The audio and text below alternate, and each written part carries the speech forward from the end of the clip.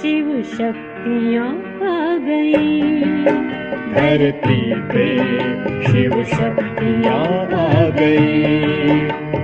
घर घर में होती है जिनकी पूजा, चेतन में वो देवियाँ आ गई, शिव शक्तियाँ आ गई, धरती पे शिव शक्तियाँ आ गई। नमस्कार, ओम शांति। नवरात्रि के इस पावन पर्व की हमारे सभी दर्शकों को ढेर सारी शुभकामनाएं। पिछले कुछ दिनों से हम सुन रहे हैं नवरात्रि के आध्यात्मिक रहस्य इस कार्यक्रम में, जिसका नाम है शिव की शक्तियां। शक्ति स्वरूपा को हम पूजते हैं, उनकी आराधना करते हैं और प्रेम से माँ कहते हैं। जब इतना सब कुछ कहते और करते आए हैं तो इसके पीछे कुछ रहस्य भी है जो हम जानना चाहते हैं, और आज तक हमने बहुत सारे रहस्य जाने भी हैं। आगे इसी विषय पर चर्चा के लिए हमारे साथ हैं ब्रह्मा कुमारी अनीता बहन। दीदी, आपका दोबारा स्वागत है। ओम शांति। आज हम बात करने वाले हैं, दीदी हमारे सामने कुछ ऐसे रहस्य उद्घाटन करने वाले हैं जो देवी के स्वरूपों के बारे में है। तो आइए सुनते हैं देवी के स्वरूप क्या कहते हैं।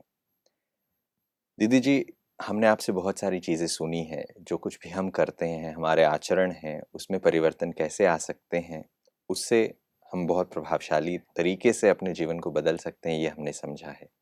मगर देवी की मूर्ति के बारे में जब हम देखते हैं, उनका जो आकार है वो देखकर बहुत सारों को प्रश्न उठता है, क्या वास्तविकता में कोई ऐसा था जो शेर के ऊपर सवारी करे, जिसके पास 8 हाथ हों और उसके पास इतने सारे हथियार हों, और इतने सारे हथियार और शेर के ऊपर सवारी होते हुए भी चेहरे पर एक बहुत ही सौम्य मुस्कान है, एक मासूमियत है।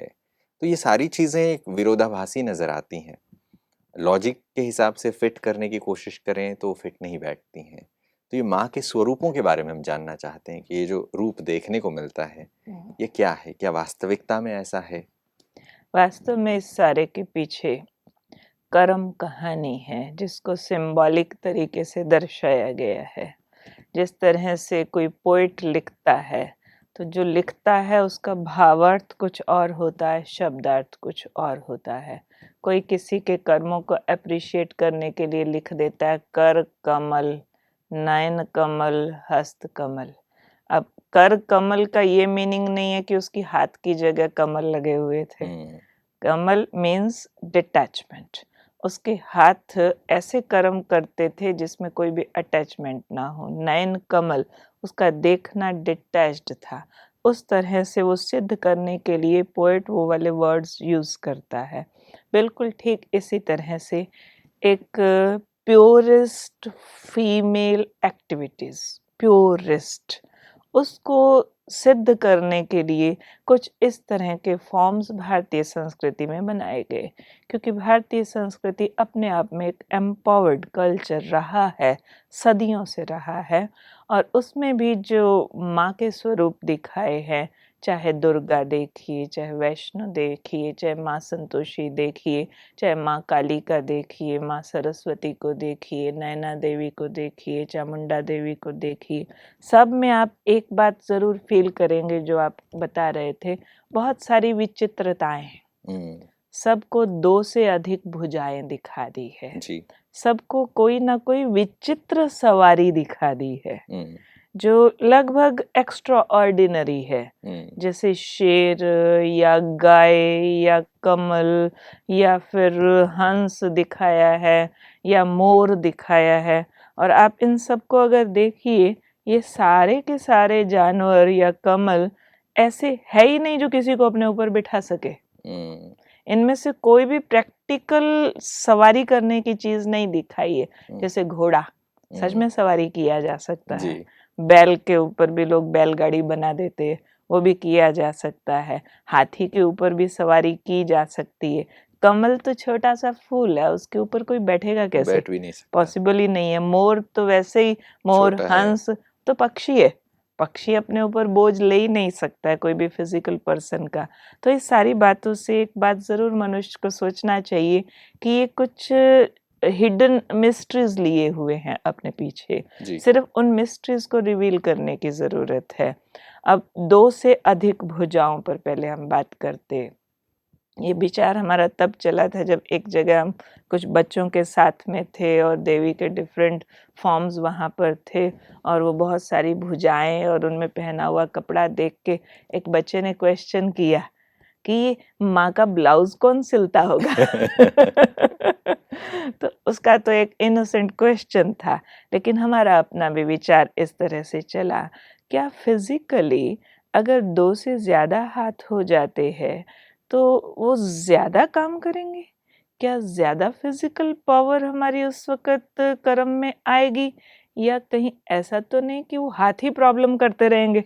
एक्चुअल में अगर रियलिटी में सोचा जाए तो ये थोड़ा डिफिकल्ट हो जाएगा कि भाई लोग चलेंगे कैसे, साथ में किसी को लगेगा तो नहीं, ये सब क्या कुछ सोचना करेंगे? पड़ता है। कौन से हाथ से खाएँगे, कौन से हाथ से पहनेंगे? वैसे तो हम बोल देते हैं कोई को काम ज़्यादा हो और दूसरा जल्दी कर रहा हो तो लोग आंसर भी कर देते हैं, 2 ही हाथ है मेरे, कौन से 4 हाथ है जो इतना जल्दी करूँ? पर फिर अगर सोचा जाए 2 से 4 हो भी गए तो उनको कंट्रोल तो माइंड करता है ना, तो वो नहीं चल पाएँगे। तो ये वास्तव में एक मेंटल एंड फिजिकल पावर का बैलेंस दिखाया है। जैसे कोई हमारा बहुत हेल्पफुल होता है, हम उसको कहते हैं मेरा राइट हैंड है, तो हैंड लगा हुआ तो नहीं होता है, लेकिन मेरा बहुत हेल्पर है तो हमने बोल दिया राइट हैंड है। तो ऐसे ही ये वो सब महान हस्तियां थी जिनके पास अनंत ईश्वरीय शक्तियां थी, और वो अनंत ईश्वरीय शक्तियों के द्वारा उन्होंने ईश्वरीय कार्य में कोऑपरेट किया, मानवता को कोऑपरेट किया। इस कारण से उनको वो हैंड्स दिखा दिए गए कि वो हाथों की तरह वो दूसरों को हेल्प करती रही। जो आम इंसान एक गुणा किसी भी बात में काम कर सके, वो उसके multi multi multi folds time वो वाला काम कर सकती थी, बिकॉज ये मेंटल पावर थी। इस तरह की मेंटल पावर उनके पास, समझो टॉलरेंस ही है। एक आम इंसान का टॉलरेंस लेवल कितना हो सकता है? जितना आप उसको हाईएस्ट सोच सकते हैं ना, और जब आप माँ की बात करते हैं तो उसको मल्टी फोल्ड्स बढ़ा दो, उससे ज़्यादा टॉलरेट कर सकती है। और टॉलरेंस वो नहीं होती कि सामने ने दुख दिया और मैंने बहुत दुख लिया तो कहूँ मैंने बहुत सहन किया।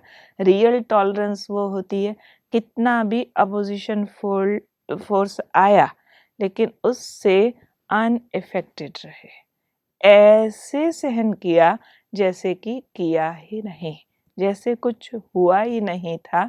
तो वो वाली एक इनर स्ट्रेंथ हैंड के रूप में दिखा दी। एक तरफ टॉलरेंस भी है और टॉलरेंस के साथ साथ पावर टू एडजस्ट भी है। टॉलरेट भी किया और उन्हीं लोगों को अपने साथ एडजस्ट भी कर लिया, अकोमोडेट भी कर लिया, उन्हीं लोगों को माफ़ भी कर दिया। और ऐसे टाइम पर जहाँ काम करते करते करते करते करते विद इन ए सेकेंड उससे डिटैच भी हो गए, विदड्रॉ भी कर लिया। तो ये सारी पावर्स उनके हेल्पिंग हैंड है।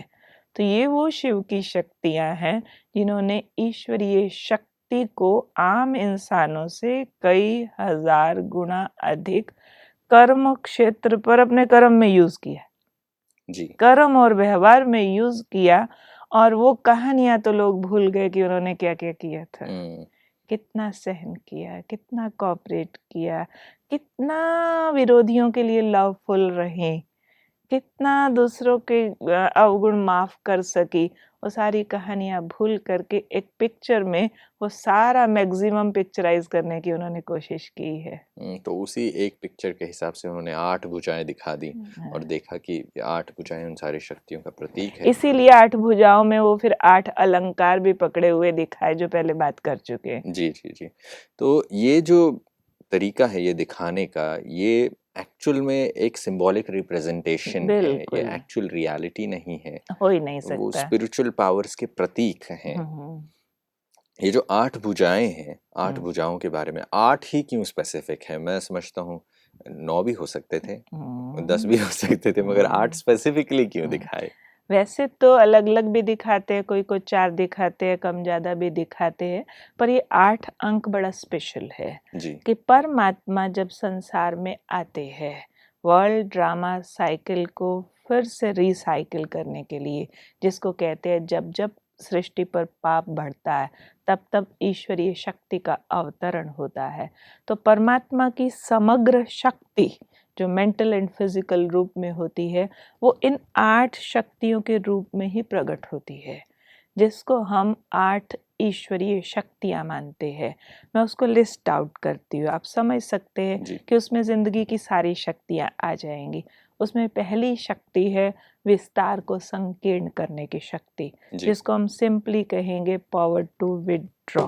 पावर टू विदड्रॉ ये कहती है कि कोई भी बात में आप कितना भी इन्वॉल्व हो गए, जब निकलने की ज़रूरत है 1 सेकंड में उससे आप डिटैच हो जाए, वो है पावर टू विदड्रॉ। वहीं दूसरी एक शक्ति है समेटने की शक्ति। समेटने की शक्ति मीन्स अपने मन को पास्ट से निकाल के, फ्यूचर से निकाल करके अपना मैक्सिमम आप प्रेजेंट में दे रहे हैं। To live in the present, समेट ले सब कुछ। जैसे ज़िंदगी एक सफ़र है, सफ़र में क्या करते हैं, पेटी और बिस्तर बांध के जाते हैं और उसमें भी हल्का और एसेंशियल्स लेके जाते हैं। सारा तो नहीं ज़िंदगी के उठाएंगे। सफ़र को आसान करने के लिए सिर्फ एसेंशियल थॉट कैरी करना, बाकी सब कुछ फिल्टर करके छोड़ते जाना। आप समझ सकते हैं कि इसमें कितनी ज़्यादा शक्ति की ज़रूरत पड़ती होगी। बिल्कुल, मैं ये समझता हूँ आज के टाइम के लिए ये जो पावर है ये बहुत ही ज़्यादा ज़रूरी है, ऐसा मैं समझता हूँ। हमारे पास इतनी सारी चीज़ें हैं कि हम ऑर्गेनाइज़ नहीं कर पाते कि क्या चीज़ें इम्पोर्टेंट है लाइफ के लिए और क्या चीज़ें मुझे करनी है। अनइम्पॉर्टेंट है, क्या छोड़ दे, क्या पकड़ ले। तो महानतम शक्ति वो है जो विद इन अ सेकंड ये डिसाइड कर ले क्या पकड़ना, क्या छोड़ना, क्या पकड़ना, और बेस्ट पकड़े वेस्ट छोड़ दे सारे का सारा। तो वो ऐसी एम्पावर्ड शक्ति वही कहलाती है देवी माँ। तीसरी शक्ति उनके अंदर होती है पावर टू टॉलरेट, जिसके बारे में अभी हमने बात की है। पावर टू टॉलरेट मीन्स कितने भी अपोजिशन फोर्स में आप अपना बेस्ट सामने दे दे। जैसे फल वाला पेड़, मारो पत्थर देगा फल, तो ऐसे ये वाली चीज़ अपना बेस्ट देने की ये कैपेसिटी कम बात नहीं है। अपोजिशन फोर्स में भी आप अच्छे से अच्छा करते रहे। तीसरी बात, टॉलरेट करने के बाद भी आप अकोमोडेट करें, बुरे से बुरे लोगों की अच्छी से अच्छी स्पेशलिटी आप यूज़ कर सको। आपके वर्कर कितने भी खराब हो, उसकी 100 बुराइयों में से आप एक गुण ढूंढ करके उसको यूज़ करो। ये अकोमोडेट करने के बारे में जब आप बात करते हैं, हम कभी-कभी सहन तो कर लेते हैं, चलो ये बुरा है, झेल लेते हैं इसको, सहन कर लेते हैं, बट उनके अंदर से जो ये अच्छाई कोई ढूंढ के निकाले, अकोमोडेट कर लें, ये बहुत ही आज के ज़माने में नेक्स्ट टू इम्पॉसिबल है कि उसको भी यूज़ कर ले, खोटा सिक्का चला देना जिसको बोलते हैं। जी। ये जो कर सके वो शक्ति, वही शिव की शक्ति है। तो ये चौथी शक्ति है पावर टू अकोमोडेट। पांचवी शक्ति सबसे इम्पॉर्टेंट, पावर टू डिस्क्रिमिनेट।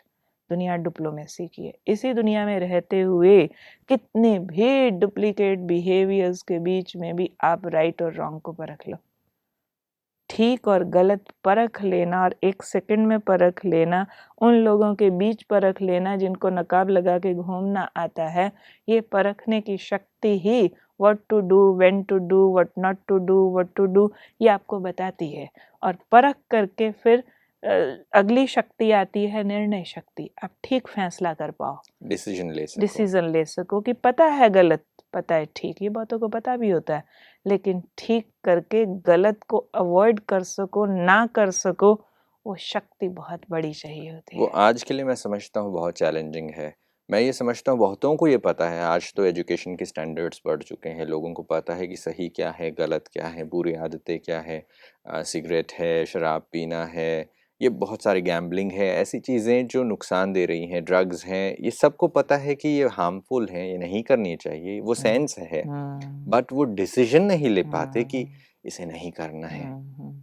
तो ये जो हम बात कर रहे थे छठी शक्ति, जिसका माँ के 8 हाथ दिखाए हैं, वो है पावर टू डिसाइड, निर्णय शक्ति। और निर्णय शक्ति का एम्बलम जो दिखाया जाता है, आंख पर पट्टी, हाथ में तराजू। तो ये वो महानतम हस्तियां थी जो आंख पर पट्टी बांध के घूमी, मीन्स मेटेरियलिस्टिक वर्ल्ड में रहते हुए भी टोटली इम्पार्शल। जो टोटली इम्पार्शल होगा उसके दोनों पलड़े बराबर होंगे। यानी पलड़े में जहाँ लव चाहिए वहाँ लव दिया जाएगा, जहाँ लॉ चाहिए वही दिया जाएगा। दोनों का बैलेंस रख सके उसके लिए यहाँ चाहिए सबके लिए एक समान नज़र, एक समान देने की भावनाएं, एक समान सबके लिए उपकार की भावनाएं जो मेंटेन कर सकी महान आत्मा, वो माँ है, वो शिव शक्ति है, जिसके अंदर निर्णय शक्ति 100% एक्यूरेट राइट टाइम काम करती है विदाउट वेस्टिंग अ मोमेंट। सातवीं शक्ति इसमें काम करती है power to face. Power to face ये नहीं कहती कि जो सामने आया मार डालो, नहीं। When you want to peace, be ready for the war. यानी अंदर से हम दुनिया के हर अपोजिशन फोर्स के लिए तैयार, और प्रेजेंट में ममता रूप अपने को सेफ रख करके सबके लिए वैल्यूज को एक्सप्रेस करते रहना, ये है पावर टू फेस। कोई भय न हो अंदर, किसी भी चीज को निर्भयता से फेस कर सके। निर्भयता से फेस कर सके। इसका एक थोड़ा सा उल्टा रूप सोसाइटी में चल रहा। जो लोग भक्ति ज्यादा करते हैं वो ये वाला रूप ज्यादा यूज करते हैं। सुबह सुबह कहेंगे हे भगवान कृपा करना, कोई बुरे की शक्ल ना दिखाना, एक काम गलत ना हो जाए, बचाना। लेकिन पावर टू फेस कहती है बुरा हो तो हो, अगर कोई गलत व्यक्ति सामने आए तो आए, मैं स्टेबल रहूं। I am Shiv Shakti, I am full of strength, I don't mind any opposition force. तो ये एक योगी के एक तरह से हथियार है अंदर से, कि इस तरह के अपोजिशन फोर्स के लिए मेंटली प्रिपेयर, ताकि फिर उसको फेस कर सके। उसको बुरा नहीं मानना, उससे भागना नहीं, यानी कर्म से भागा हुआ नहीं, कर्म से युद्ध करने के लिए तैयार, कि बुरे से बुरे के लिए भी युद्ध कर सकते हैं। और फिर आठवीं शक्ति जो बहुत महत्वपूर्ण है, वह पावर टू कोऑपरेट, सहयोग देने और लेने की क्षमता, जिसके लिए आजकल के लोग एक शिकायत करते हैं कि ज़माना इतना खराब आ गया है कि बुरे काम में तो लाख मददगार मिल जाते, अच्छे में कोई नहीं मिलता है। लेकिन सच ये है कि अच्छाई अगर आपकी सशक्त है, अगर अच्छाई में एक मैग्नेटिज्म है, अच्छाई में एक कन्विंसिंग कैपेसिटी है, तो अच्छे काम में भी हजारों लोग आपके मददगार बन जाते हैं। सिर्फ आप उस अच्छाई को स्टेबल रखो। डिस्टर्ब लोग खुद हो जाते हैं। 4 बार सच बोला, 5वीं बार पिट गए सच्चाई के कारण से, तो 6ठी बार सच बोलना बंद कर देंगे। तो इसलिए समझेंगे कि सच की हार होती है, अच्छे काम में मददगार नहीं मिलते।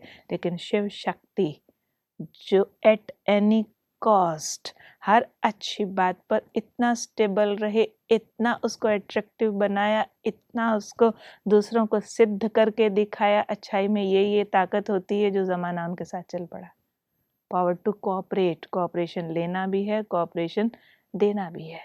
कोऑपरेशन के बारे में जब हम बात करते हैं दीदी, बहुत बार ऐसा होता है कि लोग ऐसा कहते हैं इनके साथ मैं नहीं कोऑपरेट कर सकता, इनसे नहीं हो सकता, ये करेंगे तो ये करेंगे, मैं करूंगा तो मैं करूंगा, इनके साथ हम कोऑपरेशन बिल्कुल नहीं हो, कोऑपरेट नहीं, साथ में ऑपरेट करना पॉसिबल ही नहीं है। ऐसा हम लोग बहुत बार सुनते हैं, देखने को भी मिलता है।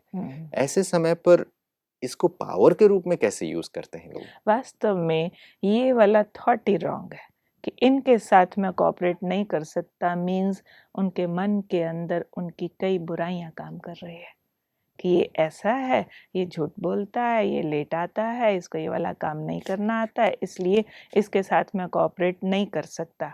अब वास्तव में कोऑपरेशन जो है सिर्फ देने की चीज़ नहीं है कि मैंने इसको कोऑपरेट करना है। उसके बजाय जिसको हम कहते हैं शक्ति, कोऑपरेशन सहयोग करना एक शक्ति है। तो उसमें हम पहली बात ये सोचते हैं कि मैं सबके लिए गुड विशेस रखूं। सबसे पहली कोऑपरेशन, सबका भला तो सोचो कि ये झूठा है तो सच्चा हो जाए, ये अगर इस बात में पंक्चुअल नहीं है, हो जाएगा, ठीक हो जाएगा, मैं हेल्प करूं, ये गुस्से वाला मैं हेल्प करूं, ये शांत हो जाए, मैं इतने शांति के वाइब्रेशन भेजूं, इतना इसको सेटिस्फेक्शन का काम दूं कि ये शांत हो जाए। तो हमने पहले कोऑपरेशन सटल लेवल पर भेजनी है, सटल लेवल पर भेज करके फिर उनको कोऑपरेट करना है। Don't demand cooperation, always deserve cooperation. उसके लिए हमें अपने आप को एक प्रकाश स्तंभ बनाने की ज़रूरत है। ज़रूरी बात है, उसमें बहुत सारा इंग्रेडिएंट डलता है, त्याग, बहुत कुछ अपने सेल्फिश मोटिव्स छोड़ने पड़ते हैं, कई बातों में तपना पड़ता है, कोई नहीं मान रहा, बार बार बार बार उसको प्यार दो, बार बार उसको तसल्ली दो, उसको काउंसलिंग दो, उसको हेल्प दो, उसके कई ऐसे मौके उसका दिल जीतो, फिर वो वापस आपको कोऑपरेट करने के लिए आएगा। तो ये एक शक्ति है जिसके लिए बहुत गहरी तपस्या, एक कॉन्टिन्यूस एफर्ट, एक टायरलेस एफर्ट जुड़ा हुआ है। वो जिसने किया बिना थके वही तो शक्ति शक्ति कहलाएगी। स्वरूपा है। बिल्कुल, जब हम माँ की मूर्ति की तरफ देखते हैं, ये आठों हाथ बने हुए हैं और उनके पास हर एक शस्त्र दिखाए गए हैं। आठों हाथ एक शक्तियों को दिखा रहे हैं, इन सारी चीज़ों को वो मेंशन भी कर रहे हैं कि उन्होंने इन सारी चीज़ों को किया, अकम्प्लिश किया। उनको करते हुए उनको शेर की सवारी दिखाई, शेर ही स्पेसिफिकली दिखाया। ये शेर दिखाने का क्या मतलब है? देखो, वैसे देखा जाए तो शेर एक ऐसा जानवर है जिसको देखते ही लोग डरते हैं। भाग जाते हैं। हाँ, और वो हिंसक है। जी। उसकी टेंडेंसी है कि वो मांस खाता है और मनुष्य का भी मांस खा जाता है। ऐसे शेर के ऊपर बैठना, सवारी करना, तो आप समझ सकते हैं कि ये कुछ कितनी ज़बरदस्त इंटरनल कैपेसिटी है। तो शेर है दुनिया की बड़ी-बड़ी समस्याएं, ऐसी समस्याएं जिसमें जो मानव गया सो उलझ गया, जो मानव गया सो बिगड़ गया। ऐसी समस्याओं को जिसने अंडर कंट्रोल किया उसको हम शक्ति कहते हैं, उसको हम माँ कहते हैं। वास्तव में ये एक तरह से दुश्मन को नौकर बनाने की शक्ति है, नेगेटिव को पॉजिटिव बनाने की कैपेसिटी है। वो वाली बातें जो आम इंसान के लिए टेरिबल होती है। आम इंसान जो गृहस्थ में रहता है वो कहता है, जी देखो, गृहस्थ में रहते हुए हम लस्ट के बिना नहीं रह सकते, गृहस्थ में रहते हुए सदा ईमान की कमाई पर नहीं चला जा सकता, गृहस्थ में रहते हुए बच्चे पालते हुए मोह से मुक्त हम नहीं हो सकते, डिटैच नहीं हो सकते। इतने सारे बातें जिसको सारी दुनिया डिनाई करती है कि संसार में रह के नहीं की जा सकती, जिन्होंने करके दिखा दी। ईश्वरीय शक्ति का आधार लेकर के वो शेर सवारी है। वास्तव में जानवर शेर नहीं था जिसके ऊपर बैठी, लेकिन शेर जैसी विकराल बातें जो हर मानव को अंडर कंट्रोल कर देवे, गुस्सा दिला देवे, बड़े से बड़े संत को जो बातें गुस्सा दिला देवे पर उनको ना आए, बड़े से बड़े ईमानदार का ईमान गिरा देवे, उनका ना गिरे, बड़े से बड़े योगी की आंखें भटका देवे, उनका न गिरे, उनकी आंख न भटके। तो वो है ऐसे शेर जैसी बातें जो हर एक की प्योरिटी को खा सकती है, उस पर भी उन्होंने रूल किया। कुल मिला के rule over the senses while living in worldly life, वो है असल में शिव शक्ति माँ। बिल्कुल, आपने जो बताया एक वाइल्ड एनिमल को भी टेम किया बताते हैं, बट एनिमल नहीं, बट वाइल्ड इंस्टिंक्ट्स जो हैं अगर उसके ऊपर काबू कर लिया जाए तो शक्ति स्वरूपा है। दीदी, आपने बहुत ही सरलता से हमें देवी के रूप के बारे में, उनके भुजाओं के बारे में, सारे आठों भुजाओं की आठों शक्तियों के बारे में, उनके वाहन के बारे में इतना गहन ज्ञान होते हुए भी बहुत सरल शब्दों में समझाया। इसके लिए आपका बहुत बहुत धन्यवाद। ओम शांति।